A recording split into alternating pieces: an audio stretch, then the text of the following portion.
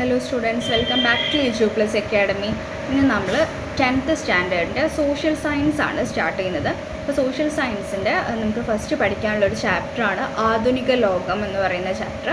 നമുക്ക് സോഷ്യൽ സയൻസിൽ നമുക്ക് പൊതുവെ ഡിവൈഡ് ചെയ്തിട്ടുള്ള സബ്ജക്റ്റ് നമുക്ക് ഹിസ്റ്ററീൻ്റെ ആ ഒരു ഏരിയയിൽ നിന്ന് ഒരു 6 ചാപ്റ്റർ വരുന്നുണ്ട്. അതുപോലെ പൊളിറ്റിക്കൽ സയൻസിന് ഒരു 5ഓളം ചാപ്റ്റേഴ്സ് ഉണ്ട്. അതുപോലെ ഇക്കണോമിക്സിന് ഒരു 2 ചാപ്റ്റേഴ്സ് ഉണ്ട്. ജോഗ്രഫിന്ന് ഒരു 3 ചാപ്റ്റേഴ്സ് ഉണ്ട്. അപ്പോൾ അങ്ങനെയാണ് നമ്മുടെ സോഷ്യൽ സയൻസ് ഇവിടെ ഡിവൈഡ് ചെയ്തിട്ടുള്ളത്. അപ്പോൾ നമുക്ക് ഈ ഒരു ചാപ്റ്റർ, ഫസ്റ്റ് ചാപ്റ്റർ ഇമ്പോർട്ടൻ്റ് ആയിട്ട് വരുന്നൊരു ചാപ്റ്റർ, ചാപ്റ്റർ 3 ആണ് ആധുനിക ലോകം. ആധുനിക ലോകം എന്ന് പറയുന്ന ചാപ്റ്ററിൽ നമുക്ക് പഠിക്കാനുള്ളത് ഫ്യൂഡൽ വ്യവസ്ഥയെ പറ്റിയിട്ട് പഠിക്കാനുണ്ട്. ഫ്യൂഡൽ വ്യവസ്ഥയുടെ തകർച്ചയെ പറ്റിയിട്ടാണ് ഫസ്റ്റ് ഇമ്പോർട്ടൻ്റ് ആയിട്ട് പഠിക്കാനുള്ളത്. പിന്നെ നവോത്ഥാനത്തിനെ പറ്റി പഠിക്കാനുണ്ട്. നവോത്ഥാനത്തിൻ്റെ ഫലമായി ഉണ്ടായിട്ടുള്ള ശാസ്ത്രമേഖലയിലൊക്കെ ഉണ്ടായിട്ടുള്ള മാറ്റങ്ങൾ, അതുപോലെ തന്നെ ജർമ്മനിയുടെ ഏകീകരണം, ഇറ്റലിയുടെ ഏകീകരണം, അമേരിക്കൻ വിപ്ലവം, അതുപോലെ ഫ്രഞ്ച് വിപ്ലവം, അതുപോലെ തന്നെ നമുക്ക് രക്തരഹിത വിപ്ലവം, ഇതൊക്കെയാണ് ഈ ഒരു ചാപ്റ്ററിൽ ഡിസ്കസ് ചെയ്യാനുള്ളത്. നമുക്ക് ചാപ്റ്ററിലോട്ട് കിടക്കാം. ഫ്യൂഡൽ വ്യവസ്ഥ. നമുക്ക് ഫ്യൂഡൽ വ്യവസ്ഥ എന്താണെന്ന് വെച്ചാൽ അതാദ്യം നോക്കാം. ഫ്യൂഡൽ വ്യവസ്ഥ എന്ന് പറഞ്ഞാൽ നമ്മുടെ ഈ ഭൂമിയൊക്കെ പണ്ട് ഈ കർഷകരുടെ കയ്യിലായിരുന്നു. കൃഷിഭൂമിയും കാര്യങ്ങളൊക്കെ കർഷകരുടെ കയ്യിലായിരുന്നു. അപ്പോൾ കർഷകർ കൃഷി ചെയ്യാൻ ആവശ്യമുള്ള പൈസയൊക്കെ ഈ പ്രഭുക്കന്മാരുടെ കയ്യിൽ നിന്നായിരുന്നു കടം വാങ്ങിച്ചുകൊണ്ടിരുന്നത്. അപ്പം എന്നിട്ട് എന്താണ്, ഈ ഒരു കർഷകർക്ക് അത് എന്താണ്, അവിടെ കൃഷി ചെയ്തിട്ട് ആ വിളവെടുത്തിട്ട് ക്യാഷ് കൊടുക്കാനൊന്നും, ആ ഒരു കടം വാങ്ങിച്ച പൈസ ഈ പ്രഭുക്കന്മാർക്ക് തിരിച്ച് കൊടുക്കാനൊന്നും പറ്റിയൊരു സാഹചര്യം ഉണ്ടായില്ല അന്ന്. അപ്പോൾ ആ ഒരു സമയത്ത് എന്താണ്, ഈ പ്രഭുക്കന്മാർ എന്താണ്, ഈ ഒരു കർഷകരുടെ ആ ഒരു കൃഷിഭൂമിയും കാര്യങ്ങളൊക്കെ കൈവശം വെച്ചിട്ട് അവരെ കൊണ്ട് തന്നെ അവിടെ എന്താണ് കൃഷിപ്പണി ചെയ്യിപ്പിച്ചു, അടിമപ്പണി പോലെ കൃഷി ചെയ്യിപ്പിച്ചു. എന്നിട്ട് അവരെ വെച്ചിട്ട് തന്നെ ഈ പ്രഭുക്കന്മാർ ലാഭം ഉണ്ടാക്കാനൊക്കെ തുടങ്ങി. അപ്പോൾ അതൊക്കെ അവരുടെ സ്ഥലം കയ്യേറുകയും ചെയ്തു. എന്നിട്ട് അവരെ കൊണ്ട് തന്നെ അവിടെ പണിയെടുപ്പിച്ചിട്ട് ആ ലാഭം മൊത്തം എടുത്തിട്ട് ഈ വളർച്ച ഉണ്ടാകുന്നത് ആർക്കാണ്? പ്രഭുക്കന്മാർക്ക്. അപ്പോൾ അങ്ങനെ ഒരു അടിമപ്പണി ചെയ്യിപ്പിക്കുകയും അവരെ അവിടുത്തെ ജോലിക്കാരായിട്ട് കണ്ട് കാര്യങ്ങളൊക്കെ ചെയ്തുകൊണ്ടിരിക്കുന്ന ആ ഒരു സംഭവമാണ് ഫ്യൂഡലിസം എന്നതുകൊണ്ട് ഉദ്ദേശിക്കുന്നത്. അപ്പോൾ ഈ ഒരു പ്രഭുക്കന്മാർ അവരെ അടിമപ്പണിയായി ചെയ്യിപ്പിച്ച് അവരുടെ സ്ഥലത്ത് തന്നെ അവരെ കൊണ്ട് കൃഷി ചെയ്യിപ്പിച്ച് അവരുടെ ഉണ്ടാക്കേണ്ട പൈസയും കടവും എല്ലാം കൂടെ ഈ ഒരു പ്രഭുക്കന്മാരാണ് എടുത്തുകൊണ്ടിരിക്കുന്നത്. ആ ഒരു കടം ആയിട്ട് പലിശയടക്കം കടമായി വന്നതുകൊണ്ട് ഈ ഒരു പ്രഭുക്കന്മാർ അവരുടെ സ്ഥലം കയ്യേറിയിട്ട് അവരെ തന്നെ അവിടെ പണിക്ക് വെച്ചു. അപ്പോൾ ഈ ഒരു കാര്യത്തിനെയാണ് നമ്മൾ ഫ്യൂഡലിസം എന്നതുകൊണ്ട് ഉദ്ദേശിക്കുന്നത്. അപ്പോൾ ഈ ഒരു ഫ്യൂഡൽ വ്യവസ്ഥയുടെ തകർച്ചയുടെ കാരണങ്ങൾ എന്തെല്ലാം എന്നാണ് നമുക്ക് ഫസ്റ്റ് നോക്കാനുള്ളത്. നോക്കുക, സമൂഹത്തിലെ മധ്യവർഗത്തിൻ്റെ ഉദയത്തോടു കൂടിയാണ് ഫ്യൂഡലിസത്തിൻ്റെ പതനം ആരംഭിച്ചത്. ശക്തരായ രാജാക്കന്മാരുടെ വരവ്, ഫ്യൂഡൽ പ്രഭുക്കന്മാർ തമ്മിലുള്ള യുദ്ധങ്ങൾ എന്നീ കാരണങ്ങളും ഫ്യൂഡൽ സമ്പ്രദായത്തിന് മങ്ങലേൽപ്പിച്ചു. പുതിയ പട്ടണങ്ങളുടെയും വലിയ നഗരങ്ങളുടെയും ആവിർഭാവത്തോടെ വ്യാപാരം വർദ്ധിക്കുകയും വ്യാപാരി വർഗത്തിൻ്റെ ഉദയത്തിന് കാരണമാകുകയും ചെയ്തു. പുതുതായി ഉദയം കൊണ്ട പട്ടണങ്ങളിലും നഗരങ്ങളിലുമുള്ള ജനങ്ങൾക്ക് ഫ്യൂഡൽ പ്രഭുക്കളുടെ നിയന്ത്രണമില്ലാതെ സ്വതന്ത്രമായി ജീവിക്കാനും ജോലി ചെയ്യാനും പറ്റിയ സാഹചര്യമുണ്ടായത് ഗ്രാമങ്ങളിലെ ജനങ്ങളെയും ആകർഷിച്ചു. കർഷകരുടെ ഉൽപ്പന്നങ്ങൾക്ക് പകരമായി പണം കൈമാറ്റ മാധ്യമമായി മാറി. പ്രഭുക്കന്മാർക്ക് ആർഭാട ജീവിതത്തിന് പണം കൂടുതലായി വേണ്ടി വന്നപ്പോൾ അടിമകളിൽ നിന്നും വേതനരഹിത സേവനത്തിനു പകരം പണം സ്വീകരിച്ചു തുടങ്ങി. ഇതോടെ വ്യാപാര സമൂഹം കൂടുതൽ ശക്തരാകുകയും ഫ്യൂഡൽ പ്രഭുക്കളുടെ തകർച്ചയ്ക്ക് തുടക്കം കുറിക്കുകയും ചെയ്തു. അപ്പോൾ ഇങ്ങനെയാണ് ഫ്യൂഡൽ വ്യവസ്ഥ, ഈ ഒരു അടിമപ്പണി എന്ന് പറയുന്നത്, ഈ ഒരു ഫ്യൂഡലിസം തകർന്നതിൻ്റെ കാരണങ്ങൾ എന്തൊക്കെയാണ്? ഇങ്ങനെയുള്ള ഈ ഫ്യൂഡൽ പ്രഭുക്കന്മാരൊക്കെ തകരാൻ തുടങ്ങിയത് ഈ ഒരു ശക്തരായ രാജാക്കന്മാർ വരാൻ തുടങ്ങി. ഈ പ്രഭുക്കന്മാരെക്കാൾ മേലുള്ള ആൾക്കാരാണ് രാജാക്കന്മാർ. ഈ രാജാക്കന്മാരുടെ വരവ് മൂലമാണ് ഈ ഒരു ഫ്യൂഡൽ പ്രഭുക്കരുടെ കയ്യിൽ നിന്ന് ഈ ഒരു ഭൂമിയും സ്ഥലങ്ങളൊക്കെ, കർഷകരുടെ ഭൂമിയൊക്കെ രാജാക്കന്മാർ പിടിച്ചെടുത്തു ഫ്യൂഡൽ പ്രഭുക്കന്മാരുടെ കയ്യിൽ നിന്ന്. പിന്നെ എന്തൊക്കെയാണ്, അത് അവരുടെ ഫ്യൂഡൽ വ്യവസ്ഥയുടെ തകർച്ചയ്ക്ക് ഒന്നാമതായിട്ടുള്ളൊരു കാരണമാണ് രാജാക്കന്മാർ വന്നിട്ട് ആ ഒരു സ്ഥലവും കാര്യങ്ങളൊക്കെ പിടിച്ചെടുത്തത്.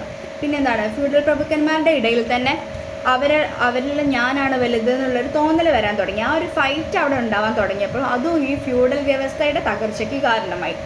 അതുപോലെ എന്താണ്, പുതിയ നഗരങ്ങൾ വന്നു തുടങ്ങി. അപ്പോൾ ആളുകൾക്ക് എന്താണ്, അവിടേക്ക് മാറുമ്പോഴൊക്കെ എന്താണ്, പ്രഭുക്കന്മാരും കാര്യങ്ങളും ഒന്നുമില്ല, നികുതി വാങ്ങിക്കുന്നില്ല, അങ്ങനെ ഒരു പുതിയ പുതിയ നഗരങ്ങൾ വരാൻ തുടങ്ങി. അപ്പോൾ ആളുകളൊക്കെ അവിടേക്ക് മാറി താമസിക്കാനൊക്കെ സ്വതന്ത്രരായി ജീവിക്കാനൊക്കെ തുടങ്ങി. അതും ഫ്യൂഡൽ വ്യവസ്ഥയുടെ തകർച്ചയ്ക്ക് കാരണമാണ്. അതുപോലെ തന്നെയാണ് ഈ ഒരു ബാർട്ടർ സിസ്റ്റം. ബാർട്ടർ സിസ്റ്റം എന്ന് പറഞ്ഞാൽ പണ്ടത്തെ കാലഘട്ടങ്ങളിൽ സാധനങ്ങൾക്ക് പകരം സാധനങ്ങൾ തന്നെ കൊടുക്കുന്ന ഒരു രീതിയായിരുന്നു. അപ്പോൾ ആ ഒരു സംഭവം മാറി തുടങ്ങി. ബാർട്ടർ സിസ്റ്റം, ആ ഒരു സാധനങ്ങൾക്ക് പകരം അവിടെ പണത്തിൻ്റെ ആവശ്യകത വരാൻ തുടങ്ങി.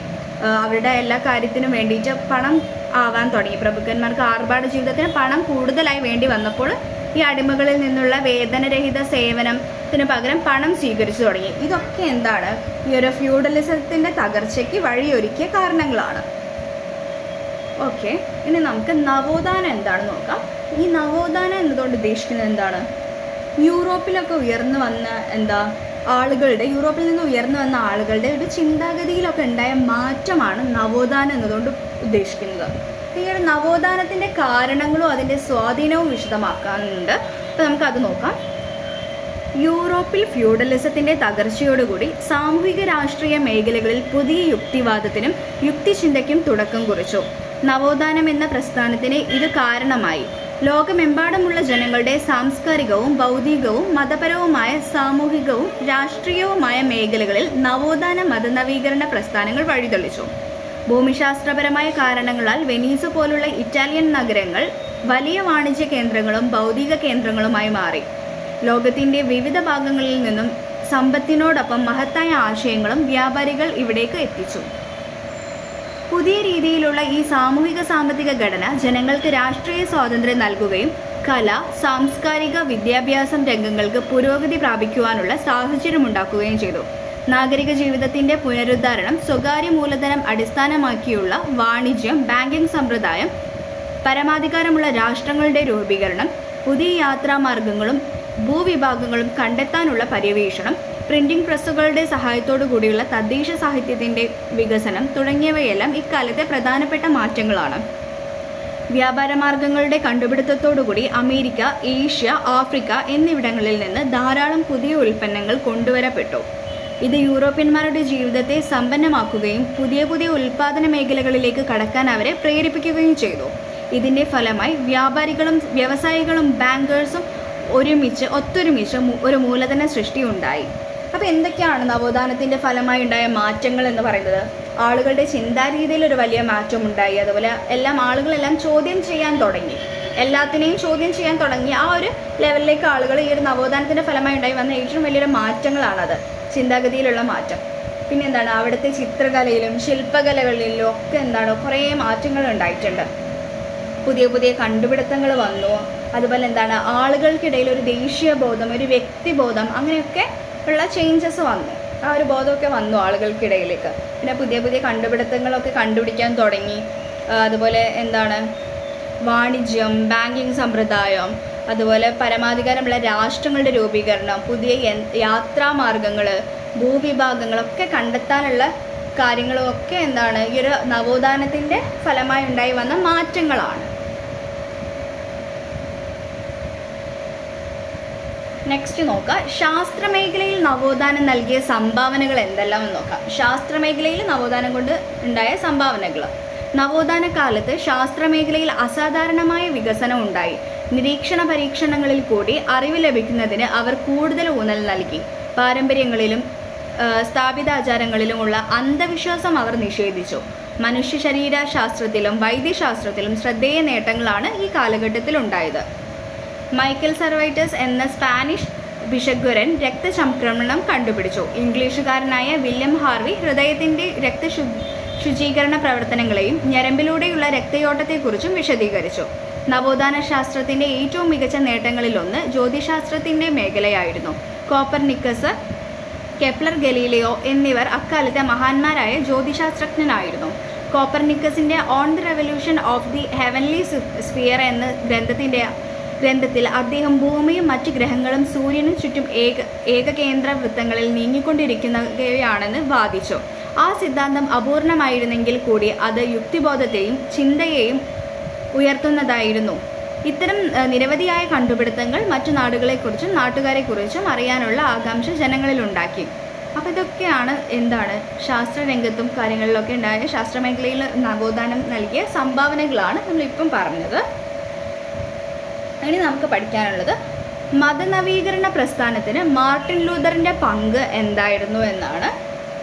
അപ്പം മാർട്ടിൻ ലൂതറിനെ പറ്റി പറയുകയാണെങ്കിൽ ആരായിരുന്നു മാർട്ടിൻ ലൂതർ എന്ന് വെച്ചാൽ, അന്നത്തെ കാലഘട്ടത്തിൽ കത്തോലിക്ക സഭയിൽ കൂടുതലും അന്ധവിശ്വാസങ്ങളായിരുന്നു നിലനിന്നിട്ടുണ്ടായത്. ഈ ഒരു കത്തോലിക്ക സഭയിൽ ആകെ ഒരു ബൈബിളായിരുന്നു, ഒരു പുരോഹിതൻ്റെ കയ്യിൽ മാത്രം ഒരു ബൈബിളായിരുന്നു ഉണ്ടായത്. അപ്പോൾ ആ ബൈബിളിൽ പറയുന്ന പോലെയാണ് എല്ലാ കാര്യങ്ങളും ആ പുരോഹിതൻ പറഞ്ഞ് ജനങ്ങളെ ഇങ്ങനെ പറ്റിച്ചുകൊണ്ടിരിക്കുകയായിരുന്നു. ആ ഒരു കാര്യങ്ങൾ അതാണ് എന്നൊക്കെ പറഞ്ഞിട്ട് ആ ഒരു പുരോഹിതൻ്റെ ആ ഒരു ഇൻഫ്ലുവൻസ് ആ ആളുകൾക്കിടയിലേക്ക് വളരെ നന്നായിട്ട് വന്ന് ഒരൊറ്റ ബൈബിളിൽ പറയുന്ന കാര്യങ്ങൾ മാത്രമാണ് ശരിയായത് എന്നൊക്കെ പറഞ്ഞ് പ്രചരിപ്പിക്കാൻ തുടങ്ങി. അപ്പോൾ ആ പുരോഹിതൻ ജനങ്ങളുടെ കയ്യിൽ നിന്നൊക്കെ പണം കിട്ടാൻ വേണ്ടിയിട്ടായിരുന്നു ഇങ്ങനെ ഓരോ കള്ളം കാര്യങ്ങളൊക്കെ പറഞ്ഞുകൊണ്ടിരുന്നത്. അങ്ങനെ ആ ഒരു പൈസയ്ക്ക് വേണ്ടി ചെയ്തതാണ് അയാൾ, ആ ഒരു പുരോഹിതൻ എന്ന് പറയുന്നത്. അപ്പം അന്ന് ഈ നിലനിന്നിരുന്ന കുറേ അന്ധവിശ്വാസങ്ങളും കാര്യങ്ങളൊക്കെ ഉണ്ട്. ആ ഒരു അടിമത്വവും അതുപോലെ അന്ധവിശ്വാസങ്ങൾക്കൊക്കെ എതിരെ പ്രവർത്തിച്ച ഒരു വ്യക്തിയായിരുന്നു മാർട്ടിൻ ലൂതർ എന്ന് പറയുന്നത്. അപ്പോൾ മാർട്ടിൻ ലൂതർ ആണ് ഇങ്ങനെയുള്ള അവിടെയുള്ള ഓരോ ബൈബിളിനെ ചോദ്യം ചെയ്തത്. ആ ഒരു പുരോഹിതൻ്റെ കയ്യിലുള്ള ബൈബിളിനെ ചോദ്യം ചെയ്ത വ്യക്തി ആരായിരുന്നു? ആ ഒരു മാർട്ടിൻ ലൂതർ ആയിരുന്നു. അപ്പോൾ ആകെ ഒരു ബൈബിളാണ് ഉള്ളത്. അതുകൊണ്ട് ആ പുരോഹിതൻ അത് അയാളുടെ കയ്യിൽ മാത്രമായിരുന്നു ഉണ്ടായത്. അപ്പോൾ അതെല്ലാവർക്കും ട്രാൻസ്ലേറ്റ് ചെയ്തിട്ട് എല്ലാവരുടെ കയ്യിലേക്കും വേണം എന്നൊക്കെ ആവശ്യം പ്രകടിപ്പിച്ചത് ആരായിരുന്നു? മാർട്ടിൻ ലൂതർ ആണ് അങ്ങനെ പറഞ്ഞത്. അപ്പം മാർട്ടിൻ ലൂതർ അതിനെതിരെ പ്രശ്നം ഉണ്ടാക്കി. അപ്പോൾ ലാസ്റ്റ് മാർട്ടിൻ ലൂതറിനെ കത്തോലിക്ക സഭയിൽ നിന്നൊക്കെ പുറത്താക്കിയതാണ്. അദ്ദേഹം പിന്നീട് ഒരു പ്രൊട്ടസ്റ്റന്റ് സഭ എന്നൊക്കെ പറഞ്ഞ പേരിലൊക്കെ ഒരു സഭയൊക്കെ രൂപീകരിച്ചിട്ടുണ്ടായിരുന്നു. അപ്പോൾ അതാണ് ഒരു മാർട്ടിൻ ലൂതറിനെ പറ്റിയിട്ട് ഞാൻ ഒരു പിക്ചർ തന്നതാണ്. അപ്പോൾ നമുക്ക് നോക്കാം എന്തായിരുന്നു എന്ന്. മതനവീകരണ പ്രസ്ഥാനത്തിന് മാർട്ടിൻ ലൂതറിൻ്റെ പങ്ക് എന്തായിരുന്നു എന്ന് നോക്കാം. മധ്യകാല കത്തോലിക്ക സഭയിൽ അന്ധവിശ്വാസങ്ങളും അഴിമതിയും പണത്തോടുള്ള ആർത്തിയും വ്യാപകമായി. AD 1517 മാർട്ടിൻ ലൂതർ ഈ അധികാരങ്ങളെ ചോദ്യം ചെയ്തു. അദ്ദേഹത്തിൻ്റെ അഭിപ്രായത്തിൽ മതപരമായ കാര്യങ്ങൾക്ക് ബൈബിൾ മാത്രമായിരുന്നു പ്രാമാണിക ഗ്രന്ഥം. സഭയോടുള്ള അന്ധമായ വിശ്വാസത്തിലല്ല, മറിച്ച് യേശുവിനോടുള്ള വിശ്വാസത്തിൻ്റെ അടിസ്ഥാനത്തിലാണ് മോക്ഷപ്രാപ്തി എന്ന് അദ്ദേഹം വിശ്വസിച്ചു. സഭയിലെ സ്ഥാനമാനങ്ങൾ പണമുള്ളവർ തെറ്റായ മാർഗത്തിലൂടെ നേടുന്നതിനെ മാർട്ടിൻ ലൂതർ ശക്തമായി വിമർശിച്ചു. സഭയ്ക്കെതിരെ പ്രവർത്തിച്ചതിൻ്റെ പേരിൽ AD 1521 ജനുവരി 3 അദ്ദേഹത്തെ സഭയിൽ നിന്നും പുറത്താക്കി. മാർട്ടിൻ ലൂതർ അദ്ദേഹത്തിൻ്റെ വീക്ഷണത്തിൽ തുടങ്ങിയിട്ട് പ്രൊട്ടസ്റ്റന്റ് പ്രസ്ഥാനം ക്രിസ്ത്യൻ സഭയെ രണ്ടായി വിഭജിച്ചു. അങ്ങനെ പ്രൊട്ടസ്റ്റന്റ്, റോമൻ കാത്തലിക് എന്ന് രണ്ട് വിഭാഗങ്ങൾ ക്രിസ്ത്യൻ സഭയിലുണ്ടായി. അതാണ് മതനവീകരണ പ്രസ്ഥാനത്തിൽ മാർട്ടിൻ ലൂതറിൻ്റെ പങ്ക്. ഇതൊരു ഇമ്പോർട്ടൻറ്റ് ക്വസ്റ്റ്യൻ ആണ്. അപ്പോൾ ആ ഒരു മാർട്ടിൻ ലൂതറിൻ്റെ പങ്ക് എന്തായാലും ചോദിക്കും. മാർട്ടിൻ ലൂതറുടെ ആശയങ്ങൾ മതനവീകരണത്തിന് സ്വാധീനം ചെലുത്തിയെങ്കിലും ഇംഗ്ലണ്ടിൽ മതനവീകരണം ആരംഭിച്ചത് ഹെൻറി 8 രാജാവിൻ്റെ കാലത്താണ്. മതപുനരുദ്ധാരണ കാരണമായ ഒരു വലിയ കലാപമായിരുന്നു മതനവീകരണം. കത്തോലിക്ക സഭയ്ക്കകത്തും ഒരു നവീകരണ പ്രസ്ഥാനം ഉടലെടുത്തു. ഇതിനെ ബദൽ നവീകരണം എന്ന് വിളിക്കാം. സഭയിലെ അഴിമതി കുറയ്ക്കുന്നതും കത്തോലിക്ക സഭയെ ഉദ്ധരിക്കുന്നതും ശക്തിപ്പെടുത്തുന്നതും ലക്ഷ്യമാക്കിയായിരുന്നു ഈ പ്രസ്ഥാനം. സ്പെയിനിൽ ഇഗ്നേഷ്യസ് ലയോള സ്ഥാപിച്ച യേശുവിൻ്റെ സമൂഹം എന്ന പ്രസ്ഥാനത്തിലായിരുന്നു ഇതിൻ്റെ തുടക്കം. അപ്പോൾ ഇതായിരുന്നു മതനവീകരണ പ്രസ്ഥാനത്തിന് മാർട്ടിൻ ലൂതറിൻ്റെ പങ്കായിരുന്നു ഇപ്പോൾ നമ്മൾ പറഞ്ഞിട്ടുണ്ടായത്. ഇനി നമുക്ക് നോക്കാനുള്ളത് പുതിയ കപ്പൽ മാർഗം കണ്ടുപിടിക്കാൻ യൂറോപ്യരെ സഹായിച്ച രണ്ട് കണ്ടുപിടുത്തങ്ങളേവ. ആ രണ്ട് കണ്ടുപിടുത്തങ്ങൾ എന്തൊക്കെയാണെന്ന് നമുക്ക് നോക്കാം. പുതിയ വാണിജ്യമാർഗങ്ങളുടെ കണ്ടുപിടുത്തങ്ങളും ഭൂമിശാസ്ത്രപരമായ കണ്ടുപിടുത്തങ്ങളും നവോത്ഥാന കാലത്തെ അന്വേഷകരെ പുതിയ നാടുകൾ തേടിയുള്ള യാത്രകൾക്ക് പ്രേരിപ്പിച്ചു. പുതിയ വാണിജ്യമാർഗങ്ങളുടെ കണ്ടുപിടുത്തം ലോകത്തിൻ്റെ ഗതിയെ തന്നെ മാറ്റിമറിച്ചു. ഈ കണ്ടുപിടുത്തങ്ങൾക്കെല്ലാം പിന്നിലുള്ള പ്രമുഖ ലക്ഷ്യം ദൈവവും പ്രശസ്തിയും സ്വർണവുമായിരുന്നുവെന്ന് പറയപ്പെടുന്നു. എന്നാൽ ഇതിൽ സ്വർണം അഥവാ സാമ്പത്തിക ആവശ്യം ഒരു പ്രധാന ലക്ഷ്യമായിരുന്നു. പൗരസ്ത്യ ലോകത്ത് നിന്നും പരുത്തി, സുഗന്ധദ്രവ്യങ്ങൾ, വില കൂടിയ രത്നങ്ങൾ, പട്ട് മുതലായവ യൂറോപ്യൻ കച്ചവടക്കാർ കൊണ്ടുവന്നിരുന്നു. എന്നാൽ അവർക്ക് അറബി നാടുകളിലൂടെ യാത്ര ചെയ്ത് വേണമായിരുന്നു എത്താൻ. ഈ യാത്രകൾ വളരെ ദുഷ്കരമായിരുന്നതിനാൽ തെക്കുകിഴക്കൻ ഏഷ്യയിലേക്ക് യാത്ര ചെയ്യാൻ കടൽ മാർഗമാണ് സുരക്ഷിതമെന്ന് കണ്ടെത്തി. അങ്ങനെ കപ്പൽ മാർഗം ആരംഭിച്ചു. ഇന്ത്യയിലേക്കുള്ള കപ്പൽ മാർഗം കണ്ടുപിടിച്ചത് വാസ്കോ ഡ ഗാമയാണ്.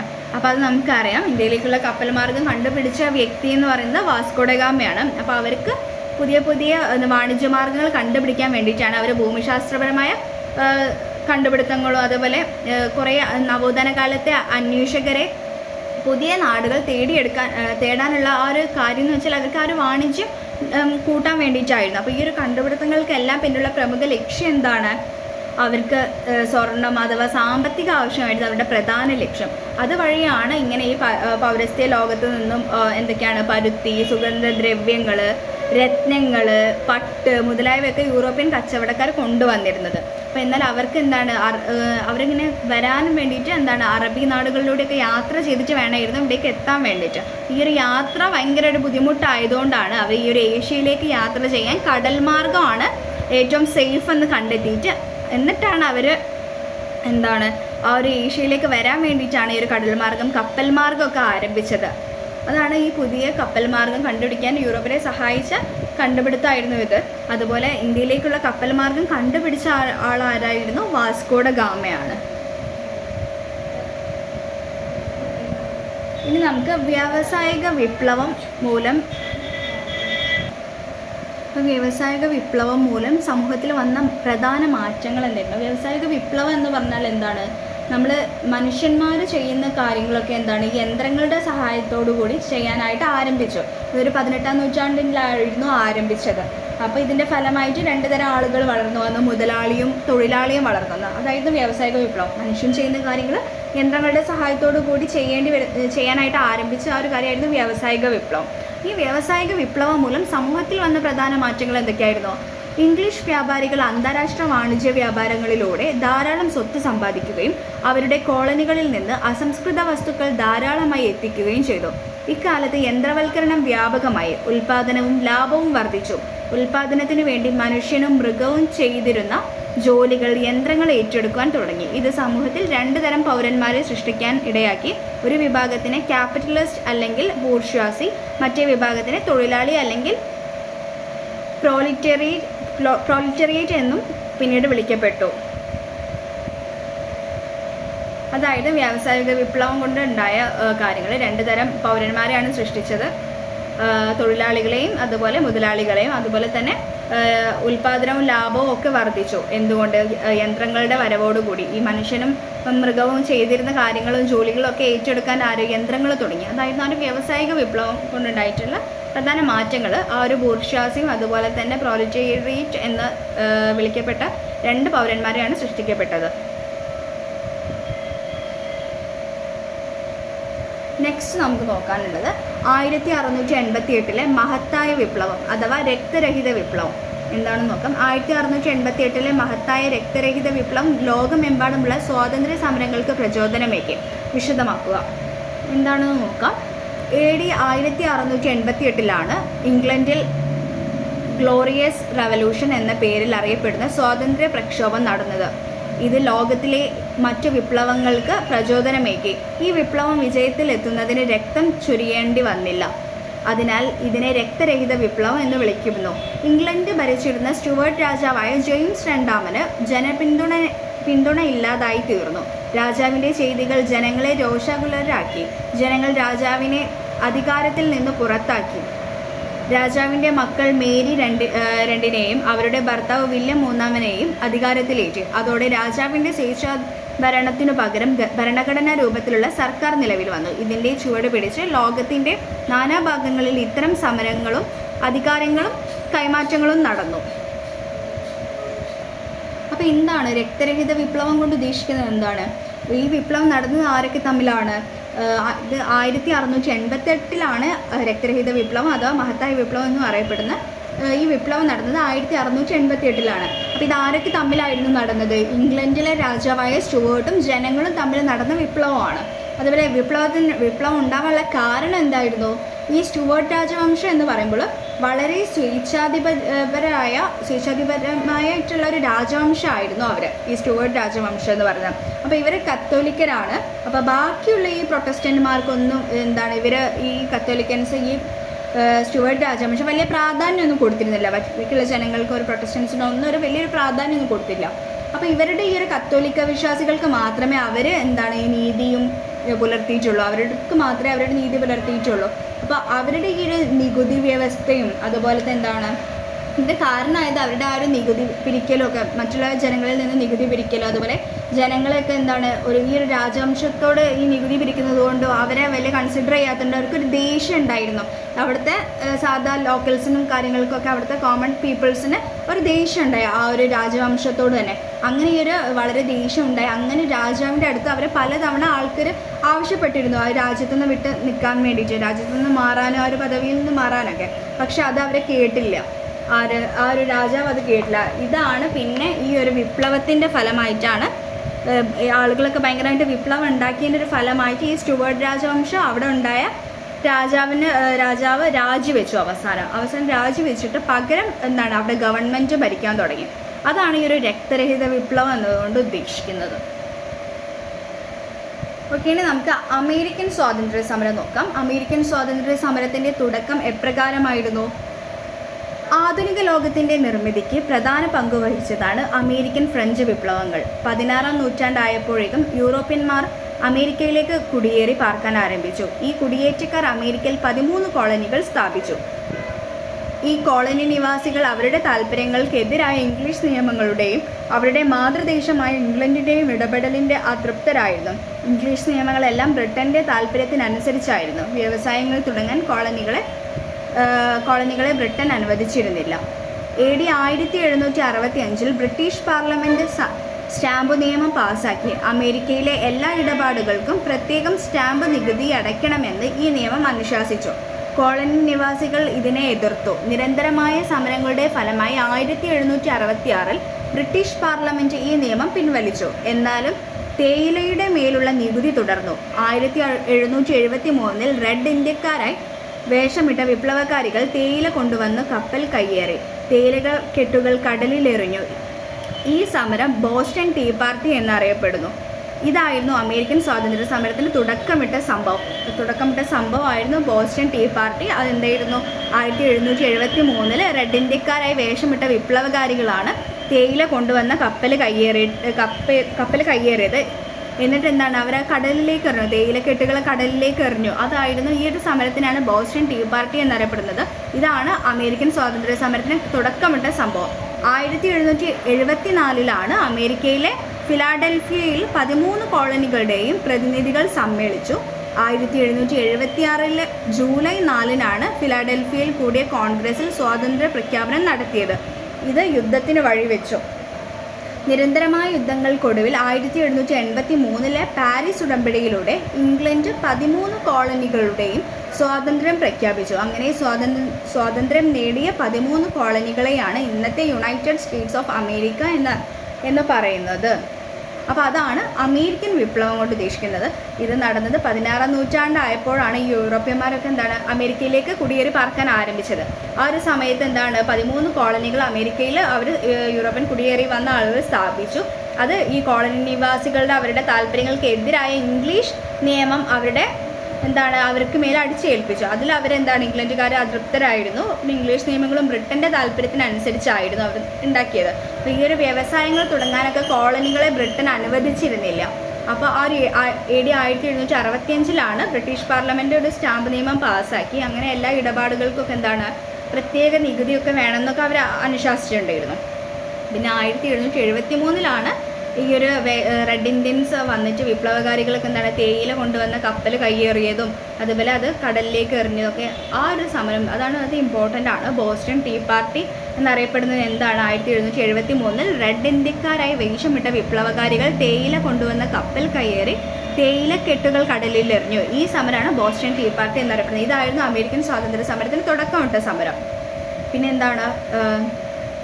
13 കോളനികളെയും നിരന്തരമായ യുദ്ധങ്ങൾക്കൊടുവിലാണ് 1783 പാരീസ് ഉടമ്പടിയിലൂടെയാണ് ഇംഗ്ലണ്ട് 13 കോളനികളുടെ സ്വാതന്ത്ര്യം പ്രഖ്യാപിച്ചത്. അങ്ങനെ സ്വാതന്ത്ര്യം നേടിയ 13 കോളനികളെയാണ് ഇപ്പോൾ ഇന്നത്തെ യുണൈറ്റഡ് സ്റ്റേറ്റ്സ് ഓഫ് അമേരിക്ക എന്നറിയപ്പെടുന്നത്. ഇനി നമുക്ക് ഫ്രഞ്ച് വിപ്ലവം നോക്കാം. ഫ്രഞ്ച് വിപ്ലവത്തിൻ്റെ കാരണങ്ങളാണ് നമുക്ക് നോക്കേണ്ടത്. 18-ാം നൂറ്റാണ്ടിലെ ഫ്രഞ്ച് സമൂഹം ഫ്യൂഡൽ സ്വഭാവത്തിലുള്ളതായിരുന്നു. രാജാവിനായിരുന്നു പരിപൂർണ അധികാരം. സമൂഹത്തെ പുരോഹിതർ, പ്രഭുക്കന്മാർ, കർഷകർ അല്ലെങ്കിൽ സാധാരണക്കാർ എന്ന 3 എസ്റ്റേറ്റുകളായി തരംതിരിച്ചിരുന്നു. ആദ്യത്തെ 2 വിഭാഗത്തിൽപ്പെട്ടവർ എല്ലാവിധ സുഖസൗകര്യങ്ങളും ആനുകൂല്യങ്ങളും അനുഭവിച്ചവരായിരുന്നു. ഇത് 3-ാം വിഭാഗത്തിൽപ്പെട്ട സാധാരണക്കാരിൽ വലിയ അമർഷമുണ്ടാക്കി. ഇക്കാലത്ത് ഫ്രാൻസ് ഭരിച്ചിരുന്ന ലൂയി XVI ഭാര്യ മേരി ആൻ്റോണിയറ്റിൻ്റെയും ആഡംബര ജീവിതം ഫ്രാൻസിനെ കടക്കെണിയിലാക്കി.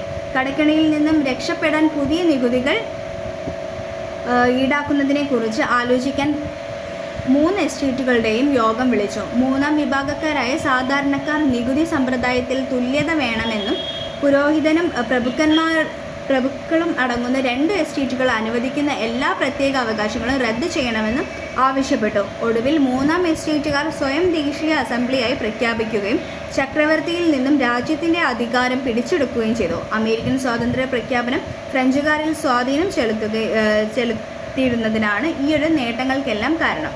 അപ്പം 18-ാം നൂറ്റാണ്ടിലാണ് ഫ്രഞ്ച് സമൂഹം ഫ്യൂഡൽ സ്വഭാവത്തിലുള്ളതിനെതിരായി ഒരു രാജാവിനായിരുന്നു പരിപൂർണ അധികാരം. സമൂഹത്തിലുണ്ടായ ആരൊക്കെയായിരുന്നു? 3 എസ്റ്റേറ്റുകളായിരുന്നു: പുരോഹിതർ, പ്രഭുക്കന്മാർ, കർഷകർ അല്ലെങ്കിൽ സാധാരണക്കാരായ പുരോഹിതന്മാരും പ്രഭുക്കന്മാരും കർഷകർ അല്ലെങ്കിൽ സാധാരണക്കാർ. ഈ ഒരു 3 എസ്റ്റേറ്റുകളായിട്ടായിരുന്നു ആളുകളെ തരംതിരിച്ചിട്ടുള്ളത്.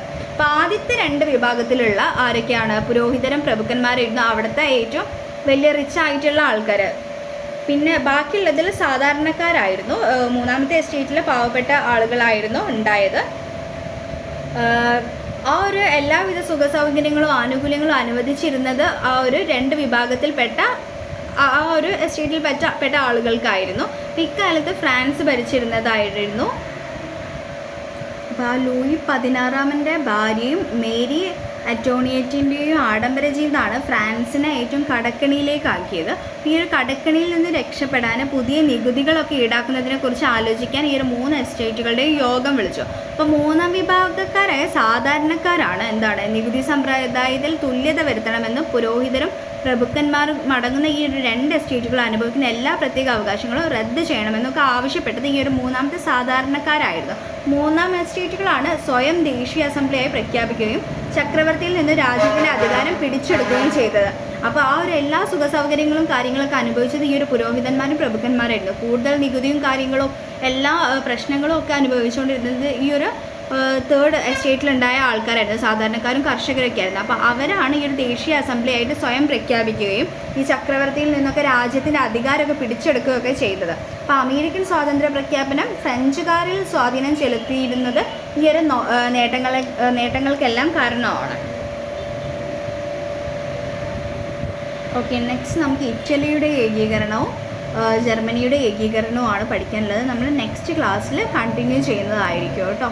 ഓക്കെ, നമുക്ക് ഇന്നത്തെ ക്ലാസ് വൈൻഡപ്പ് ചെയ്യാം. Thank you.